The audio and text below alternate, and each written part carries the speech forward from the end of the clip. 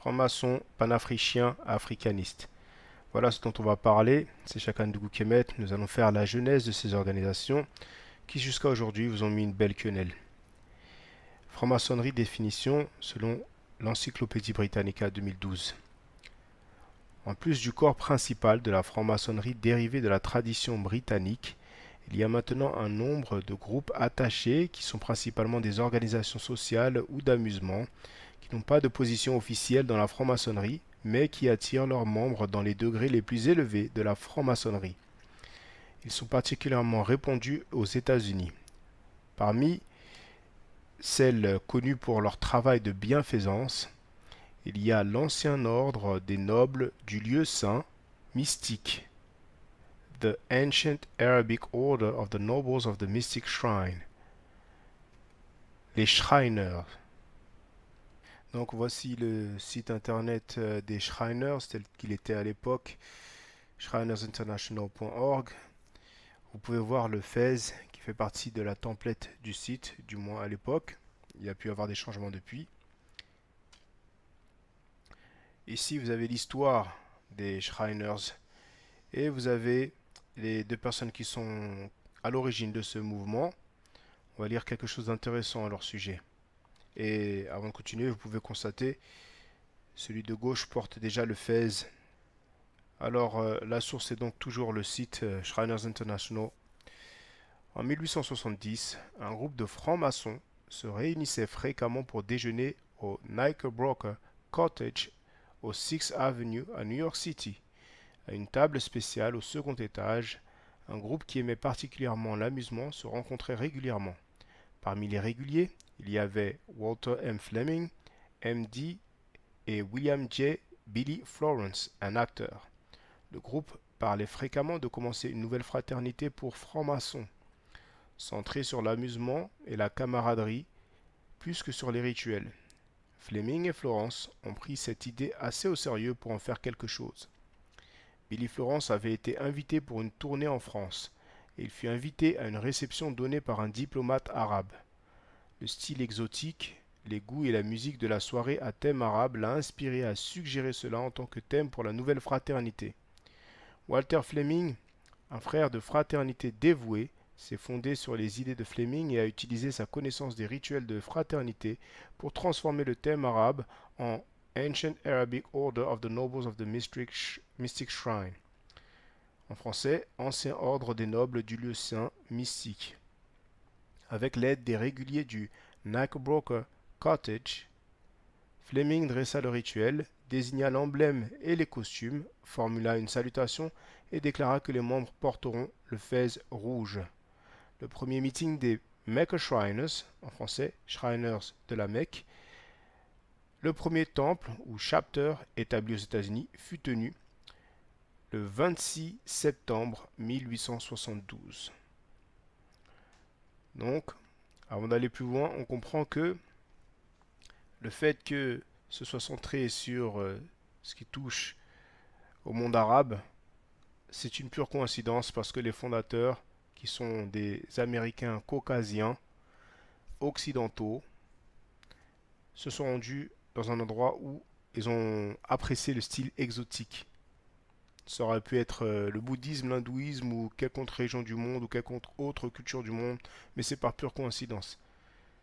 Toujours sur le même site des Shriners, on a une section concernant le fez et la traduction. Le fez est l'un des symboles le plus reconnaissable de Shriners International et fut adopté comme la coiffure officielle des Shriners en 1872, nommée après la ville de Fès au Maroc. Le chapeau représente le thème arabe sur lequel la fraternité fut fondée. Désormais, toujours sur le même site des Shriners, on nous parle de l'emblème. Et la traduction nous dit l'emblème à l'avant du fez, le croissant et cimeterre est une importante partie du thème de la fraternité et il est représentatif des caractéristiques incarnées par les Shriners. Encore sur le même site des Shriners, on nous parle des francs-maçons et des Shriners et ça va être très intéressant. Traduction. Tous les Shriners sont francs-maçons, mais les francs-maçons ne sont pas tous Shriners. Shriners International est un dérivé de la franc-maçonnerie qui est la plus ancienne, la plus large et la plus connue des fraternités du monde. La franc-maçonnerie date de plusieurs centaines d'années, lorsque les tailleurs de pierre et autres artisans se réunissaient après le travail dans des maisons d'abri ou loges. Au fil du temps, les membres se sont organisés en guildes maçonniques et les outils de leur métier, l'équerre et le compas, sont devenus le symbole de leur confrérie. Au fil du temps, la franc-maçonnerie a évolué en organisation qui commença à accepter des membres qui n'étaient pas artisans. Aujourd'hui, la franc-maçonnerie repose sur une fondation qui améliore le caractère et renforce les communautés, même si l'équerre et le compas sont toujours les symboles de la confrérie fraternelle. Lorsque Shriners International fut fondée en 1872, l'organisation s'est basée sur les principes qui guidaient la franc-maçonnerie, tout en ajoutant un élément d'amusement et, en fin de compte, la philanthropie qui a démarqué les Shriners International. Les deux organisations sont également structurées similairement. Les Shriners sont des temples, les francs-maçons des loges bleues ou ateliers. Les membres de loges maçonniques doivent apprendre l'histoire de leur fraternité et gagner des degrés maçonniques. Lorsqu'un membre a complété le troisième et dernier degré, il devient un maître franc-maçon et devient donc admissible pour devenir un Shriner. Des cours supplémentaires d'études maçonniques sont disponibles et sont connus sous les noms de Scottish Rite et le York Rite. Pour en savoir plus sur comment devenir franc-maçon et un Shriner, visitez beashrinernow.com. Donc, pour le début de la synchronisation des symboles, nous n'en avons qu'un seul, celui des Shriners. Souvenez-vous, le premier meeting des Maker Shriners est le premier temple établi aux États-Unis en septembre 1872. De la franc-maçonnerie, nous avons les Shriners, ensuite nous avons les Moors. La source ici, c'est l'Encyclopédie Britannica 2012. Moorish Science Temple of America. Mouvement religieux fondé à Newark, New Jersey en 1913 par Timothy Drew, connu par ses adeptes ainsi Noble Drew Ali, en anglais Noble Drew Ali, et également le prophète. Drew Ali enseigna que tous les Noirs avaient une origine Moor, en anglais Moorish. Drew Ali a déplacé son organisation plusieurs fois et s'est finalement établi vers 1920 à Chicago, où il trouva du succès. Il mourut dans des circonstances mystérieuses, et la Moorish Science Temple of America se divisa en plusieurs factions. La nation de l'islam a évolué à partir d'une succession contestée de Drew Ali, puis est devenue une organisation séparée en 1932 à Détroit. Vous avez la source de l'image en bas de l'écran, et à droite une photo de Drew Ali, et vous pouvez constater qu'il porte le fez. Ici, nous avons le site de morrisonstempleofamerica.org. Vous pouvez voir le croissant de lune avec l'étoile, ainsi que le drapeau marocain. Et en bas, vous avez une photo des débuts du Morrison Temple of America. Ici, c'est la photo en format plus grand. Et vous pouvez voir une personne en haut à gauche. Certaines personnes disent qu'il s'agit de Fard Mohammad. Pour ceux qui ne savent pas qui est Fard Mohammad, c'est celui qui est à l'origine de l'organisation qu'on appelle Nation de l'Islam. Voici des enseignements de Noble Drew Ali. Vous avez toujours la source. Qui est Noble Drew Ali? En fait, il s'agit d'un questionnaire. Qui est Noble Drew Ali? Il est le prophète d'Allah. Où est né Noble Drew Ali? Dans l'état de North Carolina, 1886. Quelle est sa nationalité? Moorish American, ou bien Maure américain si vous préférez en français. Quelle est ta nationalité? Moorish American. Pourquoi sommes-nous Moorish American? Parce que nous sommes descendants de Marocains et nés en Amérique.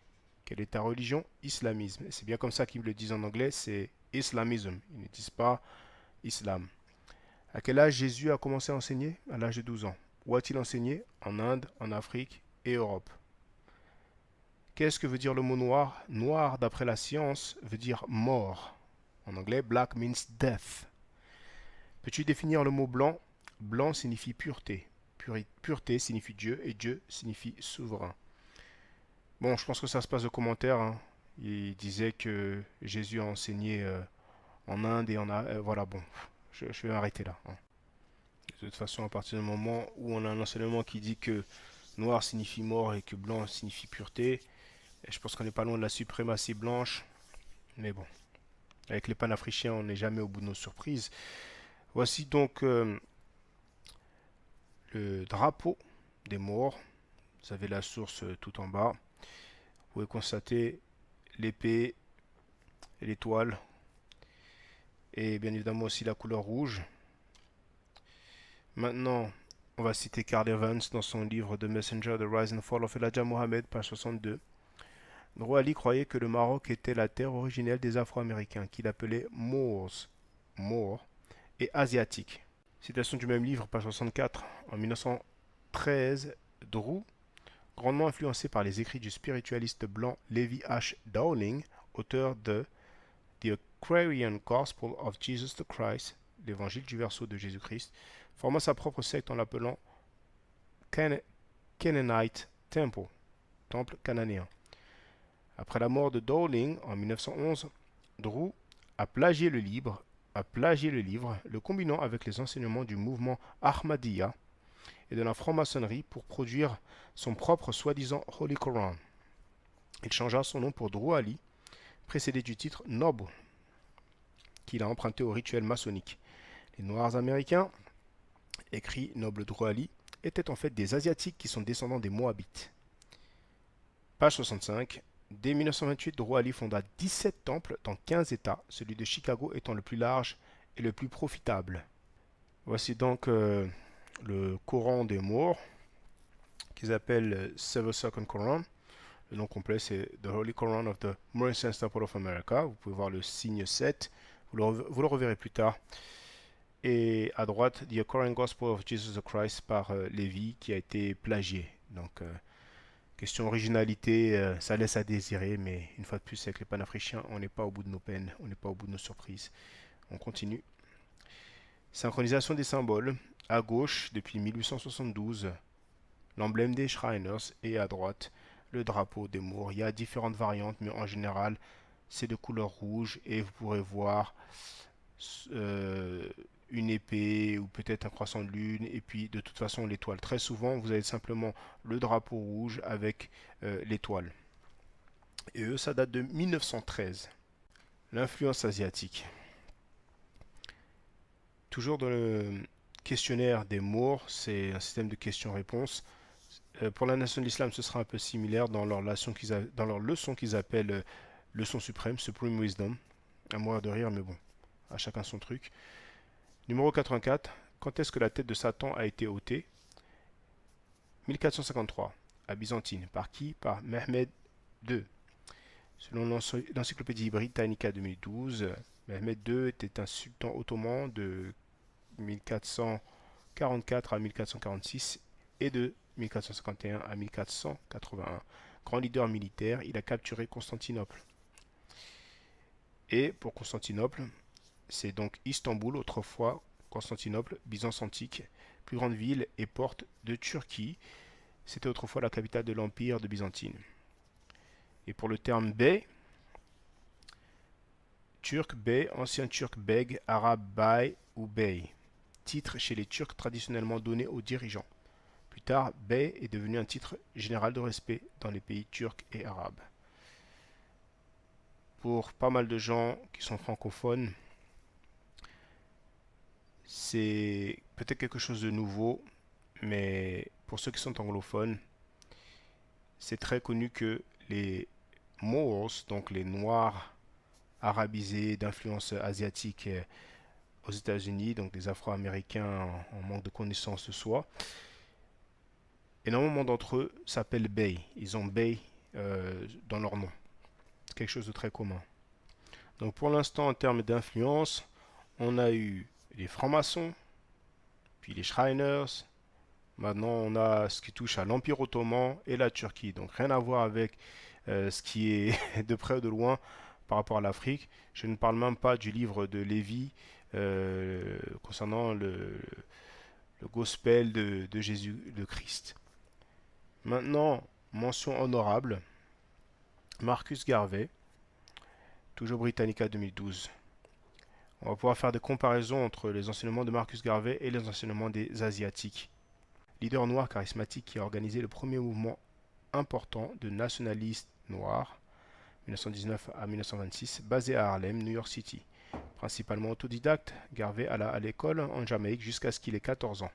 Après avoir voyagé en Amérique centrale et avoir vécu à Londres de 1912 à 1914, il retourna en Jamaïque où, avec un groupe d'amis, il fonda, le 1er août 1914, la Universal Negro Improvement and Conservation Association and African Communities, Ligue habituellement appelée la Universal Negro Improvement Association, qui voulait entre autres construire en Afrique une nation gouvernée par des Noirs. N'arrivant pas à être appuyé en Jamaïque, Garvey partit aux États-Unis en 1916 et a vite fondé des branches de la UNAA à Harlem et les autres principaux ghettos du Nord.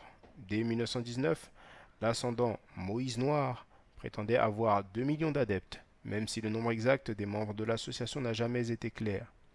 Dans le Liberty Hall de l'association à Harlem, il parla d'un nouveau nègre, fier d'être noir. Son journal, Negro World, parlait des exploits des héros de la race et de la splendeur de la culture africaine. Il enseigna que les Noirs ne seraient respectés seulement quand ils seraient économiquement forts, et il prêcha une économie noire indépendante dans le cadre du capitalisme blanc. Pour arriver à ses fins, il établit la Negro Factories Corporation et la Black Star Line, ainsi qu'une chaîne de restaurants et d'épiceries, de pressing, un hôtel et une imprimerie.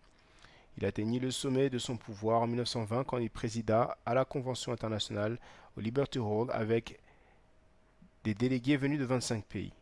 L'événement fut au paroxysme avec une parade de 50 000 personnes dans les rues de Harlem, menée par Garvey de façon flamboyante. Ses méthodes d'affaires négligeaient sa doctrine de pureté raciale. Il a même approuvé le mouvement blanc raciste du Ku Klux Klan parce que ce dernier voulait la séparation des races, lui a causé des ennemis acharnés parmi les leaders noirs établis, y compris les leaders sociaux travaillistes.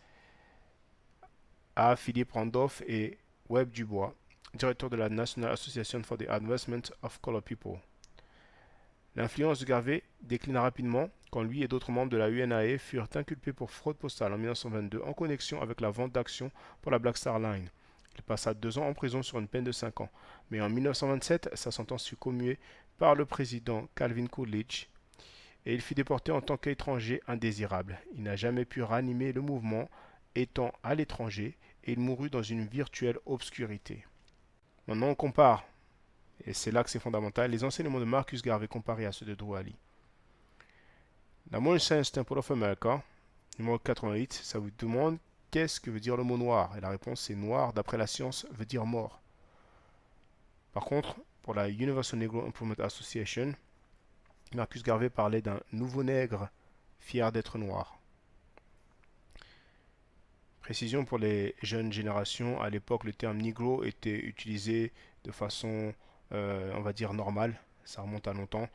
Il y a le titre du livre de Cheikh Anta Diop, Nation nègre et culture. C'est vrai que maintenant ça a une connotation un peu différente, mais c'est pour que vous compreniez bien le contexte de l'époque.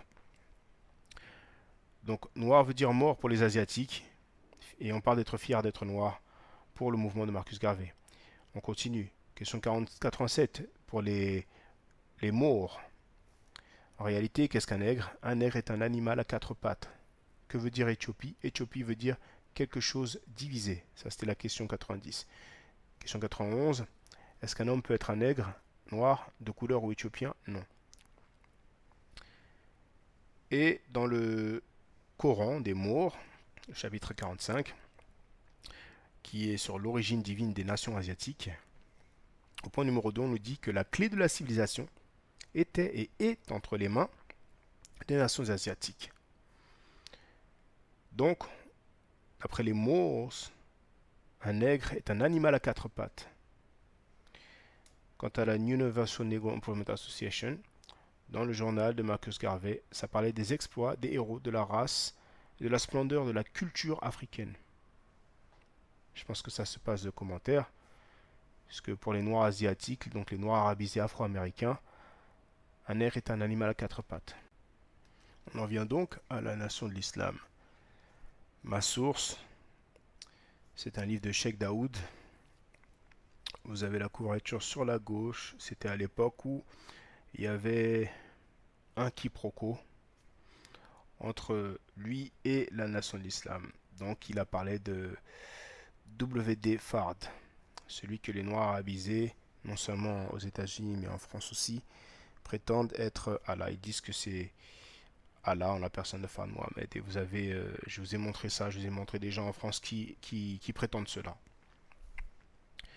Donc vous pouvez voir au milieu Elijah Mohamed, le leader de la nation de l'islam, et il est en train de porter le fez, autrement appelé tarbouche. Et en dessous, on voit Noble Drew Ali qui lui aussi porte le fez. Dans le livre de Carl Evans, page 60, on nous dit alors que la UNIA s'effondrait, Elijah aussi. Il rejeta la responsabilité sur les Blancs non seulement pour la chute de Garvey, mais pour la faillite des membres de la UNIA qui avaient investi leurs économies dans les actions de Garvey. Comme un million d'autres âmes perdues, Elijah allait d'organisation en organisation à la recherche de satisfaction spirituelle. Une de ses premières expéditions était dans le monde ésotérique de la franc-maçonnerie. Étant donné que l'organisation maçonnique majeure, la Ancient Arabic Order of the Nobles of the Mystic Shrine of North America, était uniquement pour les Blancs, Elijah a rejoint l'exclusivement noir Ancient Egyptian Order of the Nobles of the Mystic Shrine of North and South America. Les Shriners noirs, tels que ces francs-maçons étaient appelés, étaient une large bureaucratie avec une hiérarchie virtuellement impénétrable. Et vous allez pouvoir écouter Elijah Mohamed de sa propre bouche dire qu'il était franc-maçon. What I was a Mason too. Until I became a Muslim, I was a Mason. Toujours selon le livre de Carl Evans, page 62, repentant, Elijah promit à nouveau d'arrêter de boire et de rendre à Clara l'homme fier qu'elle avait épousé. Dans sa quête spirituelle, il assista aux réunions d'un temple local qui appelait sa religion Islam et dont les membres étaient appelés musulmans. Le fondateur du temple, il apprit durant sa première visite, était un homme étrangement habillé du nom de Noble Drew Ali. D'après les enseignements du temple, Drew Ali était le sceau des prophètes de Dieu. Malgré ce que dit le Saint-Coran, le livre que les musulmans orthodoxes acceptent en tant que parole directe d'Allah. Comme l'a fait Mohammed du 7e siècle, Drew Ali a produit un livre saint, celui-ci appelé le Holy Quran of the Moorish Science Temple of America. Page 65. Mais qui n'ait jamais vu ni entendu Marcus Garvey prononcer un discours, Elijah assista à une conférence de Drew Ali à Détroit et fut profondément impressionné. Il devint rapidement l'un des milliers de Noirs qui rejoignent les Moors. À cause de leur habit inhabituel, les employeurs n'avaient pas de difficulté à repérer les Moors pour les discriminer. Les fez bordeaux, que les hommes devaient porter tout le temps, et les boucs ne trompaient pas. Comme les Moors se considéraient supérieurs aux Blancs, leurs croyances religieuses résultaient en des rencontres hostiles dans la rue et dans le lieu de travail. Maintenant, nous allons comparer les enseignements de Drew Ali avec ceux d'Elijah Mohamed. On va de la franc-maçonnerie aux Shriners, aux Moors, à la Nation of Islam, donc Nation de l'Islam. Pour ça qui est écrit NOI, N-O-I, si vous préférez. Point 57, qui étaient Adam et Ève. Ils sont ceux qui ont apporté de la discorde dans la ville sainte de la Mecque et ont été expulsés. Où sont-ils allés? Ils sont allés en Europe. Quel est le nom moderne donné à leurs enfants romains? Quelle est la couleur de leur peau? Pâle. Quant aux enseignements de la nation islam, ce qu'ils appellent la sagesse suprême, le Supreme Wisdom. Point numéro 4 du Lost Fund Muslim Lesson Number 1. Pourquoi avons-nous expulsé Jacob et le diable qu'il a créé hors de la racine de la civilisation, à travers le désert aride de l'ouest de l'Asie, qu'ils appellent aujourd'hui Europe? Réponse: parce qu'ils ont commencé à causer des troubles parmi les justes, en leur disant des mensonges. Et dans le livre d'Elijah Mohamed, intitulé The Blackstone, page 176, la citation est que cela est arrivé 2000 ans avant Moïse, quand Dieu a expulsé l'homme blanc hors du paradis ou du jardin d'Éden. Cela signifie simplement la terre sainte d'Arabie. Ils étaient en Perse, la Perse antique, là-bas dans la vallée de la rivière de l'Euphrate. Lorsqu'ils les ont expulsés, ils ont traversé ce qui est maintenant appelé la Syrie, le Liban, jusqu'en Turquie et dans les collines et les montagnes d'Europe. Toujours en comparant les enseignements de Drew Ali avec ceux d'Elijah Mohamed, Drew Ali Pour la question 36, quand on demande qu'est-ce que le nom Jésus signifie, la réponse est Jésus signifie justice. Et là, Mohammed dans les livres de Blackstone, page 2, ça veut dire ceci, que Jésus étant enterré, ce nom Jésus signifie justice. Le Wali, dans sa version du Coran, dans son Coran des morts, point 2, la clé de la civilisation était et est entre les mains des nations asiatiques. Et dans le Student Enrollment, ou l'inscription de l'étudiant, de la sagesse suprême, la Supreme Wisdom d'Elijah Muhammad, la première question des leçons qu'ils apprennent par cœur, numéro 1, Who is the original man? Donc qui est l'homme originel? La réponse est l'homme originel est l'homme noir asiatique, le créateur, le propriétaire, la crème de la planète Terre, père de la civilisation, Dieu de l'univers. Donc, une fois de plus, on est toujours sur des enseignements asiatiques. On nous explique que l'homme originel est un homme noir asiatique. Par contre, je tiens à préciser que il faut regarder la vidéo qui s'appelle Malédiction Shabazz. C'est les enseignements de la nation de l'islam qui enseignent que les noirs sont en fait maudits. C'est pour ça qu'ils ont les traits négroïdes, c'est-à-dire le nez plus gros que la moyenne, plus gros en tout cas que les occidentaux, les lèvres épaisses et surtout les cheveux crépus. C'est une défiguration suite à une rébellion contre Dieu et c'est qualifié comme étant l'essence de la laideur. Donc une fois de plus, vous pouvez aller sur n'importe quel moteur de recherche et vous saisissez Malédiction Shabazz. Et ce sont donc les enseignements de vos panafricains et africanistes favoris. Donc là, nous avons, je ne sais pas si je dois dire photo ou bien peinture de Fard Mohamed. Il l'appelle, c'est-à-dire les Noirs abyssés asiatiques, panafricains, africanistes, appellent cette personne Maître Fard Mohamed. Ils disent que c'est Allah en la personne Fard Mohamed. Il y a plusieurs vidéos où vous voyez des gens confirmer cela, non seulement sur le site de la Nation d'Islam, mais il m'est arrivé d'avoir affaire à deux afro-descendants francophones d'ascendance ou d'inspiration ou d'influence asiatique qui ont confirmé devant caméra que, en ce qui les concerne, c'est bien Allah, en la personne de Fard Mohamed. On continue. Donc là, vous avez une autre photo de cette personne. Et vous avez le titre du livre de quelqu'un qui a obtenu un doctorat en études islamiques, qui m'a défié à l'époque et qui s'est défilé après que j'ai accepté son défi pour un débat public. Vous pouvez voir que la photo est moins glorieuse que l'image sur la gauche. C'est une photo qu'on a été arrêté. Et ce qui est vraiment à mourir de rire, c'est que ces gens-là, c'est-à-dire les noirs arabisés asiatiques, nous enseignent que cette personne est métisse et que son père était très foncé de peau. Je pense que là, c'est une question de logique quand on voit la personne, que ce soit sur la gauche ou sur la droite. Mais bon, on va pas s'étaler là-dessus, c'est juste une image. N'importe quel membre de la nation de l'islam ne démentira pas qu'il s'agit d'Allah en la personne de Fard Mohamed, parce que c'est l'enseignement qui a été dit et redit. Donc, quand on parle de Arab Money, comme le morceau d'un certain rappeur, nous avons ici, la source est en bas, Muhammad Speaks. Donc le cadeau de nos frères libyens, c'est Elijah Muhammad qui explique dans l'édition du journal Muhammad Speaks, en 1972, que les musulmans ont reçu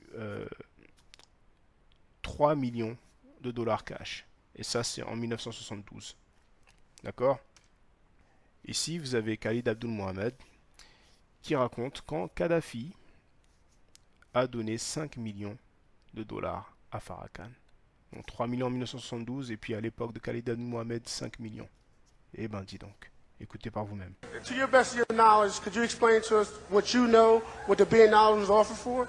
I'm sorry. To the best of your knowledge, could you explain to us what the $1 billion was offered for? To the best of my knowledge, I can, because from the beginning I was involved. I'm responsible by God's grace for Minister Farrakhan and Brother Muammar Gaddafi meeting.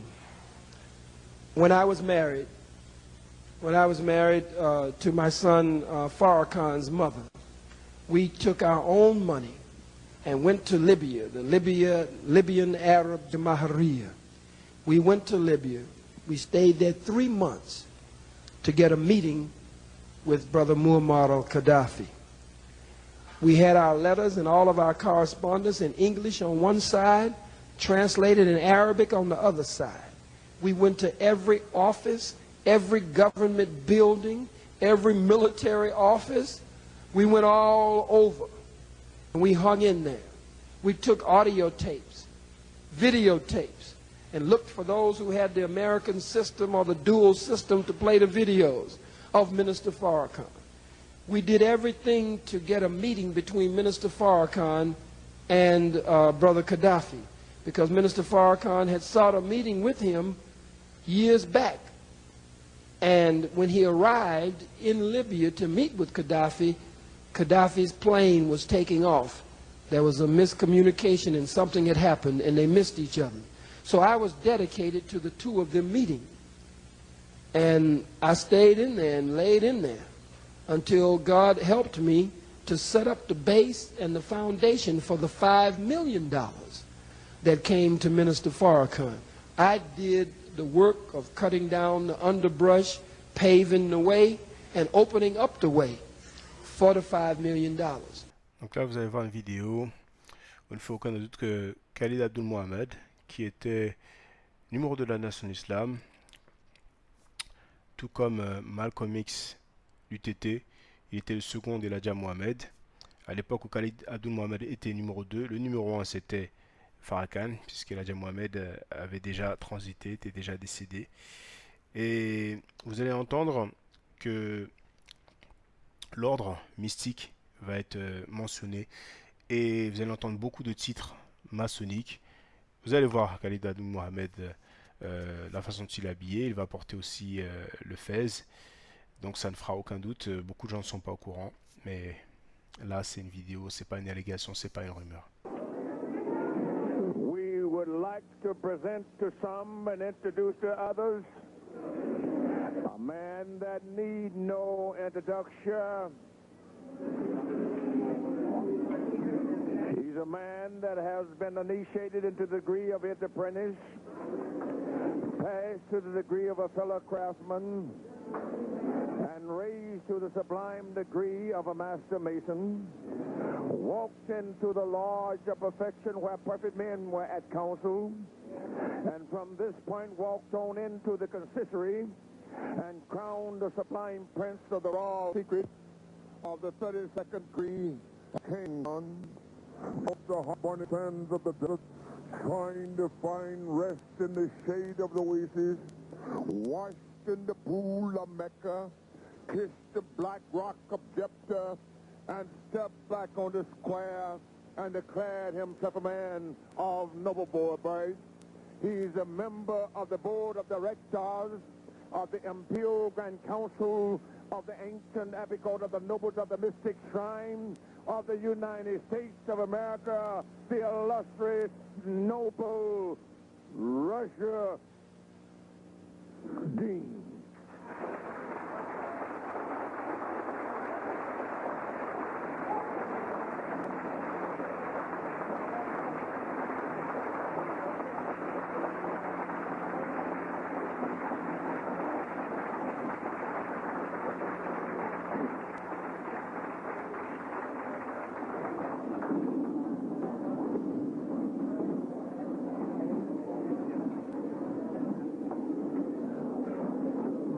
Sisters, may I have your attention, please?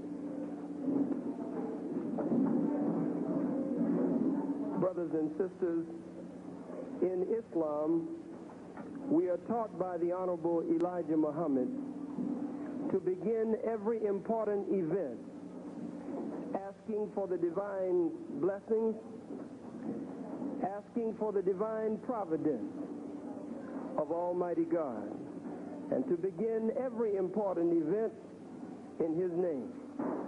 And I can find no other event more important than this Founders Day banquet, and to begin in the name and asking for His divine blessing. So in the name of Almighty God, Allah, and in the name of His Christ and His messenger, the Honorable Elijah Muhammad, And we thank that God, Allah, for coming as it was written and prophesied that he would come, seeking that which was lost. And we can find no other people fitting the description of the lost sheep, the lost brother, and the lost sister, except we, the 50 million or more so-called American Negroes who are lost here in the hells of North America. Lost sheep who have lost our names, lost our language, lost our religion, our culture, and our God, lost our folkways, our mores, and our norms. In the way some of us act, we have even lost our mind. And so we thank that God, it is written in the Bible that he would come seeking that which was lost and out of place. I greet you in the greeting words of peace, as spoken in the ancient tongue, spoken in the language that Jesus and all of the great worthies who came in the great line of divine, the language that they all spoke. They didn't speak English in those days. If Jesus were here at the Founders Day banquet to honor Dr. P.J. Jones tonight, Jesus would not stand up and say good evening, but Jesus would speak in the tongue of his time, and he would say, Assalamu alaikum. Be the him. And so as it is written, this is the Lord's doing. When you see the Muslim and the Mason, when you see the Muslim sister, and when you see the daughters of the various orders of the ancient Arabic order, when you see them begin to come together, you know that the dry bones are really beginning to shake and come together. There are some in this room together tonight that under ordinary circumstances wouldn't be together. But God has his hands on this whole situation. Voilà, donc vous pouvez trouver cette vidéo sur YouTube. Le titre c'est Khalid Abdul Muhammad was a Mason. Ce qu'on peut retenir, entre autres, c'est le fez contenant le symbole des Shriners porté par celui qui a introduit Khalid. Le fait que Khalid soit appelé Master Mason, donc maître franc-maçon. Khalid qui est appelé noble, et aussi on a la mention de loge. Ici, toujours concernant l'influence asiatique, on peut voir le drapeau de la Turquie et on peut voir aussi le drapeau de la nation de l'islam. Ça se passe de commentaires. Synchronisation des symboles, 1872, l'emblème des Shriners, 1913, le drapeau de la Morrison's Temple of America, et 1930, le drapeau de la nation de l'islam. Désormais, brièvement, on va aborder Clown Smith ou Clown 13X, aussi appelé Allah ou Father Allah, donc Père Allah. Donc Clown 13X était membre de la nation de l'islam qu'il quittera vers 1963.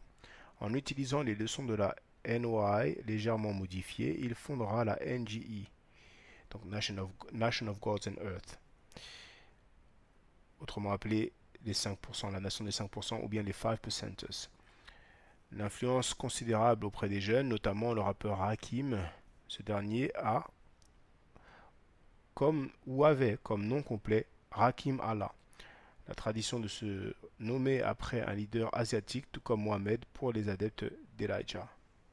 Donc, vous avez le centre culturel de la Nation of Gods and Earth à Harlem.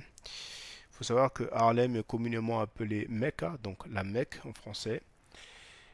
Et vous pouvez d'ailleurs voir écrit Allah School in Mecca. Et ça se trouve à Brooklyn. Et Brooklyn, il se trouve que c'est communément surnommé Médina. Donc en français, Médine. Toujours dans l'influence asiatique. Jusque-là, on n'a rien touché à l'Afrique en termes d'influence ou d'origine. On continue. Donc là, à droite, vous avez le livre que je vous ai montré, Sheikh Daoud versus W.D. Fard, page 89. Vous pouvez voir les emblèmes. Je vous avais parlé du 7. Donc, on peut voir le croissant de lune, l'étoile, le 7. Et ça vous donne donc l'emblème, le sigle de la Nation of Gods and Earth, ou bien des 5%. la nation des 5%, autrement appelée 5%. Donc synchronisation des symboles, 1872, l'emblème des Shriners, 1913, le drapeau des Moors, 1930, le drapeau de la nation islam, et 1963, celui des 5%. Très brièvement, on va parler de Malachi York, Malachi York. C'est trop compliqué pour aller en détail, mais pour résumer, il était musicien. Vous pouvez voir un clip de lui sur YouTube. Le titre, c'est Only a Dream. Il a été imam, il a été pasteur, il a été hébreu, mais surtout, il est à l'origine de ce qu'on appelle les Nubians, en fait. The United Nubian Nation of Moors. Donc, vous pouvez voir Moors, toujours, c'est ce qu'on appelle les Moors en français. Vous avez leur livre. Et vous pouvez voir en dessous qui est écrit Ancient and Mystic Order of Melchizedek. Vous pouvez comparer Ancient Arabic Order of the Nobles of the Mystic Shrine avec Ancient and Mystic Order of Melchizedek. Vous voyez ici Malachi York avec le fez, avec l'emblème sur la tête, avec le croissant de lune, l'étoile, etc. Et toujours dans la synchronisation des symboles, 1872, l'emblème des Shriners 1913, le drapeau des Moors 1930, le drapeau de la nation islam 1963, celui des 5%ers, et de 1970 jusqu'à 2000 approximativement, le symbole des Nubians. Donc en ce qui concerne les enseignements des Asiatiques, c'est quelque chose que j'ai souvent dit à l'époque. C'est que si vous avez 0, le néant, vous pouvez le multiplier par 10, 100 000 ou 1 million, ça vous donne toujours 0. Et vous pouvez voir le résultat. Ici, vous pouvez entendre un de ces mots et son sentiment envers l'Afrique et les Africains. C'est donc ce qui a été dit par ce mot. Et vous avez donc la traduction. Vous savez tous lire, je présume et j'espère. Maintenant, vous pouvez encore l'écouter. I ain't gonna be dealing with no African nigga, and I live in a building where it's 99% African, and them niggas get up and go to work every morning to fuck you up, throwing niggas out of their apartments, and I gotta go to court and help my brother out and all type of shit. You understand? So, fuck Africa.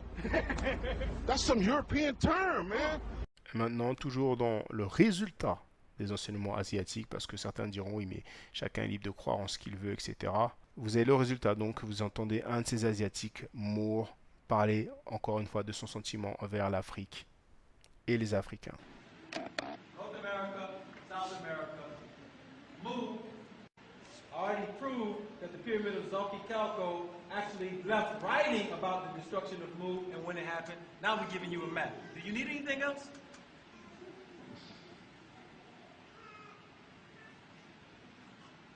Because I got trashed on that one.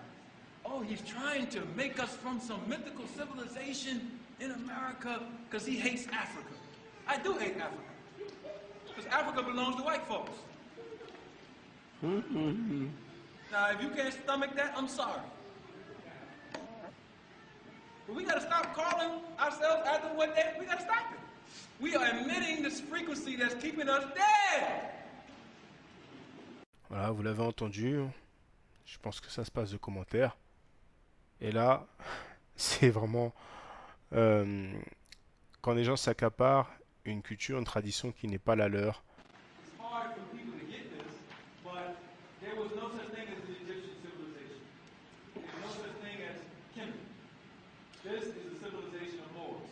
Voilà, donc ça mérite vraiment un Oscar hein, dans tous les enseignements farfelus des Asiatiques. On va dire dans toutes les citations farfelues des Asiatiques. Donc il n'y avait pas de civilisation égyptienne, il n'y avait pas de Kemet, c'était la civilisation des Moors. Donc, quand un Asiatique confond son idéologie avec la réalité, eh bien le résultat donne ça. Okay. So those lessons. What is your nationality, brother Ish? I'm a Moor, brother. I'm a Moor. You know, I'm also Muskogee Creek. Do you have a passport? Yes. What is written in the nationality field in your passport? Oh, I'm a U.S. citizen. But what is written in the nationality field of your passport? My census is a Moor. You're telling me it says more in your passport in the nationality field? Yeah, I'm a Moor. No, that's not what I'm asking you. What I'm asking you is, in your passport, there's a nationality field. What is written in that field? I'm a Moor, brother. Yes, brother Ishmael, you know very well that's not the question I'm asking you. In your passport, because you said you have a passport, there's a nationality field. Now, what is written in the nationality field? Moor. You're telling me that more is written in the nationality field of your passport? Absolutely, brother. Can you show and prove that? If I have to, absolutely, brother. Voilà, vous avez donc entendu de vous-même, il y aurait soi-disant des nationalités mortes sur les passeports. C'est vraiment à mourir de rire. L'honnêteté intellectuelle n'existe pas et je pense n'existera jamais. C'est vraiment lamentable. Mais au-delà d'un passeport fictif, une fois de plus, vous allez entendre le sentiment envers les Africains et l'Afrique.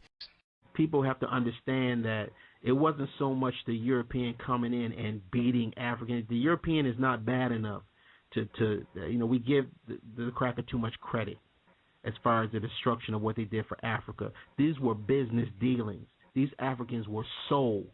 They were being sold. They were sold by Moors. They were sold by African chiefs. You understand? There were African nations that sold us, which is why they never came to get us. They didn't even send empty canoes to come for us to row our own self back. They didn't give a fuck about us. You know what I'm saying? We are all that we got. So, you running around saying you got all of this love for Africa. Africans sold us. These were all business transactions. Et pendant qu'on y est, je vous invite à écouter la vidéo. Vous allez sur un moteur de recherche et vous saisissez Elijah Muhammad parle des Africains. Vous allez être édifié. Quand un Asiatique défend son idéologie, ça donne ça. Now, Brother Ish, are Africans living a jungle life? Yeah, what about it? Are Africans living a jungle life? Okay, what's your question? My question is, are Africans living a jungle life? Some Africans live in the jungle and some don't. I didn't ask if they live in a jungle. I asked if they live in a jungle life. I said some Africans live in jungles and some don't. Okay, so that's accurate information. Yeah.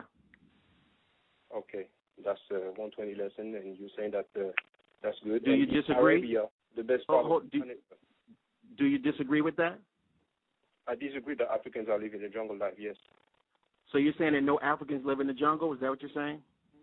I'm disagree that Africans are living a jungle life. Living in a jungle and living a jungle life is two different things. I'm saying, do you disagree that some Africans live in the jungle? I disagree with the 120 lesson that says that Africans are living a jungle life. That's what I disagree with. It doesn't say are Africans living in the jungle. It says Africans are living in a jungle life. That's what it says. It doesn't say all Africans. I never said it said all Africans. It says Africans. It doesn't say some Africans. It doesn't say few Africans. Exactly. Now, vous l'avez entendu, et pour ceux qui l'ignorent, et ça a été dit à plusieurs reprises, et d'ailleurs confirmé, comme je l'avais déjà mentionné, par des francophones aussi, en vidéo en plus. Donc, les Africains vivent une vie de jungle. Ça fait partie de ce qu'ils appellent, donc les Asiatiques, les Afro-Américains asiatiques, la sagesse suprême, de Supreme Wisdom. Ça vous dit que en effet les Africains vivent une vie de jungle. Et Elijah Muhammad notamment dit que les Africains ne sont pas civilisés, qu'il ne faut pas les suivre. Vous pouvez même entendre Louis Farrakhan, hein, si vous allez sur YouTube, vous mettez Farrakhan se moque des Africains ou Farrakhan parle des Africains, vous allez être aussi édifié. C'est toujours un sentiment qui est centenaire déjà on peut le dire, hein, parce que vous avez vu la date de 1913 il me semble. Donc pendant vraiment un centenaire, on a des enseignements négrophobes, anti-africains. Si c'était un sioniste qui aurait tenu des propos similaires, même moindres, ça aurait été la fin du monde. Mais bon, comme certaines personnes voient les Américains ou les Afro-Américains comme des demi-dieux, et que tout ce qui sort d'eux, c'est de la manne, c'est de l'eau bénite, on accepte cela, mais c'est peut-être aussi parce que on a affaire à la franc-maçonnerie et comme on dit, qui se ressemble s'assemble. Parce que vous avez des francs-maçons africanistes ou des gens qui ont de la famille francs-maçons qui sont africanistes et qui ont rejoint ces mouvements-là. En tout cas, c'est à vous de faire votre choix en termes d'appréciation. Vous pouvez avoir des enseignements où on vous apprend la dignité et le respect de l'Afrique et des Africains, ou bien des enseignements de panafricains africanistes où les Africains vinifient de jungle. C'est une question de bon sens en ce qui me concerne. La cerise sur le gâteau, l'un des Afro-Américains asiatiques les plus connus qui à l'époque était leader du New Black Panther Party. Souvenez-vous, vous aviez le New Black Panther Party France. Donc, il va vous parler d'Osama Bin Laden. Vous me direz si vous partagerez le même sentiment.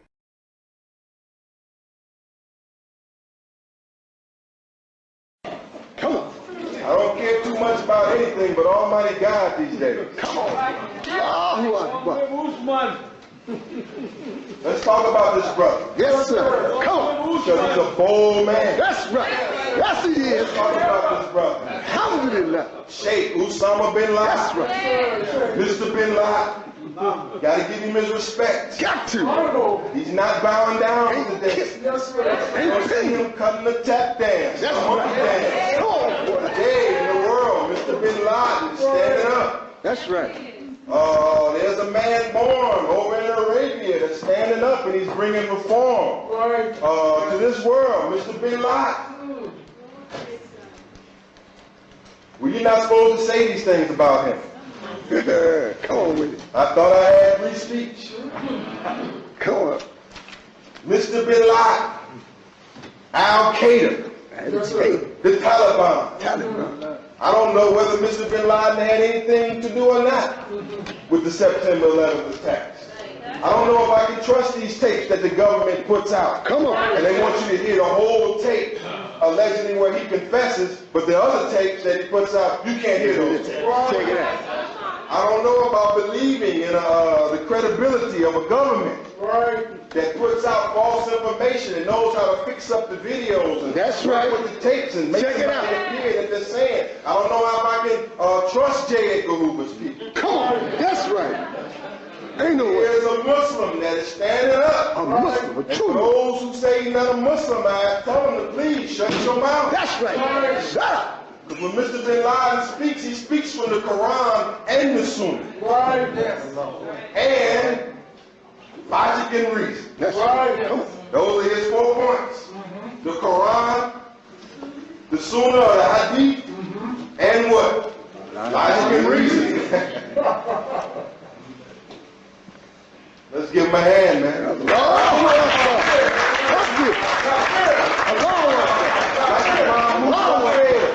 God is the greatest.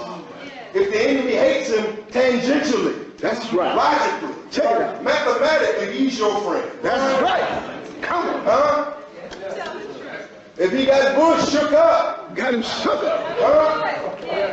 If he got Bush shaking and quaking, if he got Rumsfeld shaking and quaking, he got to be some kind of friend of yours or mine. Check it out. I don't care what you say about him, man. His name will go down in history because he will not die a punk. That's right. He will not die like some kind of sissy standing up. That's right. In the name of God. In the name of Allah. God is great. Voilà, vous l'avez vu et entendu. Hein. Il y a des Africains qui honorent Cheikh Anta Diop et certaines personnes, notamment très souvent les afro-descendants asiatiques, des gens qui défendent bec et ongle la nation d'islam et tous ces mouvements descendants des francs-maçons, ils vont reprocher à des Africains d'honorer Cheikh Anta Diop. Mais par contre, Osama Bin Laden, pour eux, c'est un héros carrément. Ça a été entendu, c'est quelqu'un d'honoré. Vous voyez. Et ce qui est intéressant, c'est que le chef des New Arab Panther, hein, comme je les ai appelés à une époque, New Black Panther Party, il a dit que lorsque M. Ben Laden parle, il parle selon le Coran et la Sunna ainsi que la logique et la raison. Donc voilà, certains avaient l'habitude de faire comme s'ils n'étaient pas au courant. Vous avez vu avec des preuves à l'appui que ces mouvements de panafricains africanistes descendent directement de mouvements de francs-maçons. Et si c'était seulement ça, vous avez entendu les enseignements anti-africains et négrophobes. Quant à Farrakhan pour la vidéo Malédiction Shabazz, je vous précise qu'il s'agit d'une doctrine, hein. Ce n'était pas l'opinion personnelle de Farrakhan, c'est la doctrine de la nation de l'islam, nationalisme qui est en France notamment en Europe. Et en plus, ils se sont alliés avec l'église de Scientologie. Donc on pourrait même l'appeler la nation de la Scientologie. Ce qui est vraiment drôle, c'est qu'en France, il y a des panafricains africanistes qui sont tellement stupides qui croient que la scientologie, c'est de la science à cause du préfixe, donc c'est à mourir de rire. C'est la dianétique de toute façon. Mais vous avez vos panafricains africanistes qui défendent ça. En Europe aussi notamment, il y a une vidéo de cela. Donc vous avez vraiment le fait que ce soit descendre de la franc-maçonnerie, en plus avec des enseignements négrophobes et anti-africains, et finalement, depuis quelques temps maintenant, quand même pas mal d'années, l'association avec la secte de l'église de la Scientologie.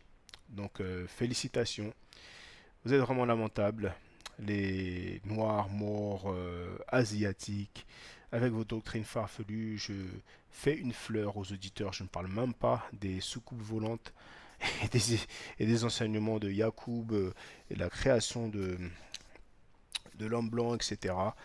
Je laisse ça pour les plus fervents, pour les assidus, parce que c'est vraiment, vraiment bel et bien farfelu, tout comme Far Mohamed, etc. Mais ce qui est sûr, c'est que n'importe quelle personne qui est africain, noir, afro-descendant ou black, appelez-vous, qualifiez-vous, vous pouvez utiliser la qualification qui vous plaît. En ce qui concerne, c'est honteux si vous soutenez ces organisations-là. Il n'y a pas photo, il ne devrait pas avoir de débat, pas avoir de discussion, et particulièrement les Africains, parce que apparemment ça ne vous dérange pas qu'on fasse des tournées dans vos pays avec ces enseignements. Quand ces gens-là viennent des États-Unis ou d'ailleurs, vous les applaudissez, etc. Il va falloir arrêter de voir l'Amérique comme le lieu saint ou la terre bénite, où tout ce qui sort de là-bas est quelque chose d'excellent. Quand il y a un enseignement négrophobe ou anti-africain, il ne faut pas s'offusquer seulement quand ça vient d'un occidental ou d'un européen ou d'un blanc, mais si ça vient aussi d'une personne qui est afrodescendante, qui est noire, africain, etc., il faut s'offusquer aussi de cela, parce que vous n'entendrez jamais de Chinois, par exemple, dire, eh bien, les Chinois vivent une vie de jungle, mais il faut essayer de comprendre ce qu'il a dit derrière cela, il y a des choses plus profondes, enfin, toutes les excuses du monde, on a tout entendu. Je pourrais vous dire beaucoup d'autres choses, mais je préfère m'en arrêter là. Savoir est une arme. Et voilà, salutations à toutes les personnes qui sont dans la vérité, qui respectent leurs ancêtres, qui respectent la culture et l'histoire africaine et qui apprécient la Mahat.